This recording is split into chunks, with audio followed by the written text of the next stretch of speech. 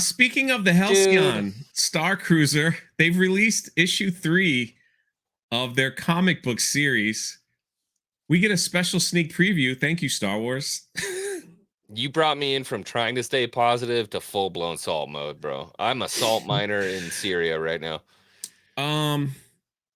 So apparently they really want this ship relevant. I mean, they really want look at that jawline on Padme, bro. Look at the there's the Halcyon Starcruiser right there. Yeah. I mean, like, look, this photo looks actually pretty decent. Anakin looks great. You know? Yeah. But then you go here. It's like, looks like She-Thor or whatever her name is.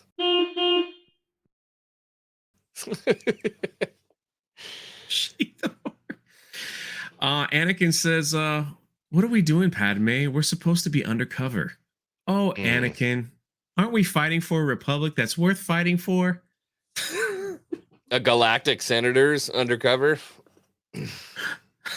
What is Anakin doing here? Why make this comic book? What are they doing? They're just doing this to sell more hotel rooms. Look, you could stay in the room where Anakin and Padme conceived Luke and Leia. We'll even give you a black light for the fun. Oh, sorry. Apologies. This is a clean channel. That's a little rough. I mean, look at this, man. Dude, Disney has done it. And here's the thing that kind of bums me out. So you remember this Power Link, the belt Power Link? Who did it better? Yeah. Cara Dune. And the thing that's really pissing me off about this is that they're not making stories to make stories. They're making stories to benefit their hotel. It's not story for story making sake. It's to be like, oh, by the way, this has always been a part of Star Wars. Like, really? Because I haven't heard about it ever. I mean, like, look at the top. It says, anyway, they were saying, they're like, this means we have a little bit of time to enjoy the cruise. Annie, we're supposed to be discreet. What better discreet than a couple in love on a romantic getaway? So then all of a sudden he gets into I rip my shirt off mode, you know, and she's in her spandex and he looks at her saying, I'll go easy on you. And she's kicks his butt. She's in her rip-off Geonosis costume. And for some reason, they're using like Nerf pugil sticks like the Marine Corps uses. Like, and really? Then he yells at her, that's against the rules. This is so bad. Why make this emotional? Damn it! Like, you got people coming to your hotel. I give it to you. Whatever. You don't need to make this. This is so. And then they're laying there like naked, and they're like, "Hey, what would you like to do next?" Yeah. Let's go. George wrote less clunky dialogue in Attack of the Clones. By the way, happy birthday. Yeah, I mean, then they go to the climate room. Oh, the climate room. It's the big selling. It's the most exclusive part of the Halcyon. You can stack rocks and. I know. I would want to go just for that, so I could do the push rock thing, and everyone go, "Oh my god, you have the Force!" Wow. It's beautiful, isn't it? Nothing but peace and quiet in the climate simulator. Excuse me. What did we call it? Culture. What did we call it? We called it climate simulator. How much do you think they pay the dude to lay underneath a rock table for 8 hours a day with a magnet to pull the rock like once every 30 minutes? It's pretty bad. Then they're like, she's walking around and they're like, all right, you convinced me. Let's kiss. Let's make out. What have I done? We're enjoying the show. Look at Anakin's face. Oh, God. Oh, yeah. All right. Yeah, it's great. And then this is where they leave you hanging because they're like, if we give is that Ventress? Yeah. Oh, my God. Who hasn't been to the Halcyon? Exactly. Everyone's been to the Halcyon. They leave you hanging. You're going to buy the comic book. That's their whole, you know, they start making out. They're probably getting busy right here. And then because, like, let's be honest, she's not pregnant here. You know, and in episode 3, she's about to bust. Right. So this is Ventress looking like a man coming aboard the Halcyon to fight looking Anakin. Like a man because she's ripped. It looks terrible, man.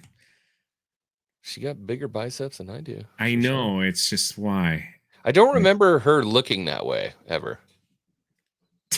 Do you remember Anakin looking this way?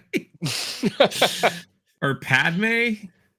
How about the little Peter Pan silhouette jumps? I mean, I love the run. Yeah, Padme kind of looks like that second frame though, in the white.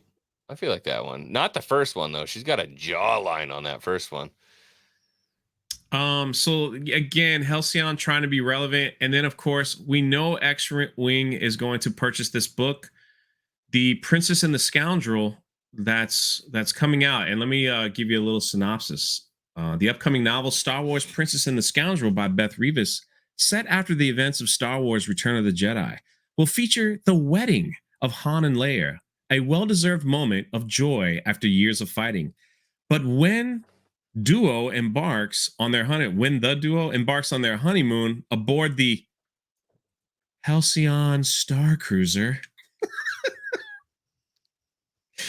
they find that the battle with the Empire is far from over. StarWars.com is excited to reveal the glorious, fully painted cover. Where's the Starcruiser? Oh, by the moon. So this kind of breaks, the story. Well, I'll tell you, there's only one canon story about Princess Leia and Han Solo getting married, and it's called The Courtship of Princess Leia.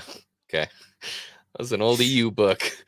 And so far as I'm concerned, that's the only canon that's ever going to be. You mean, did they go on the Starcruiser in that book? There was not a Starcruiser. No. Oh. No. Well, I don't want it then, because I want to know about the Starcruiser, the ship they just made up, the hotel, and they're shoving it in every freaking Star Wars story to make it relevant. This is the problem. Yeah. They don't need to do that. They could have picked a million ships if they really wanted to. I mean, they didn't have to be like, let's create something and stick it in all Star Wars lore. Wouldn't benefit the hotel. And so this is something that we go back and we talk about, dude. It's like when you need to just leave George's stuff alone and make new stories, they're using legacy characters to prop up something that's less creative. And it's so frustrating, man. It's so frustrating. It's like, you didn't write it. You own it, I guess, because you bought it, but that doesn't mean you get to change it. Come on, man. We're going to see a lot more Halcyon in the works.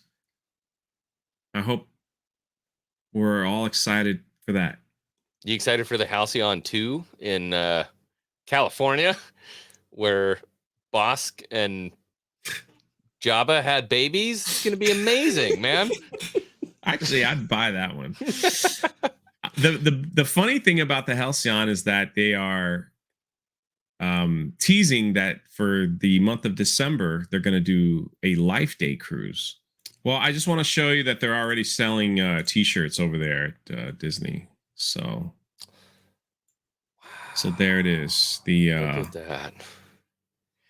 They went so far as to bastardize the holiday special. They went that far.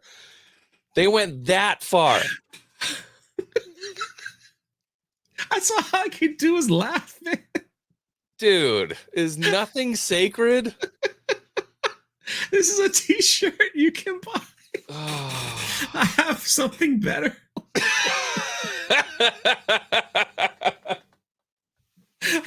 You can own a piece of Life Day history. That's beautiful. The Halcyon Starcruiser. And that plushie is only $75. It's insane. It's actually almost $30, but you take the worst part of the Star Wars and want to inject it in your hotel and create a whole Life Day adventure. Well, the good news is that it's not the worst part anymore. Congrats on The Last Jedi. Thank really you. Enjoyed it. Thank you happy you. with it? Sure. Yeah. Let's go with that. That is correct. And we'll end the video on that.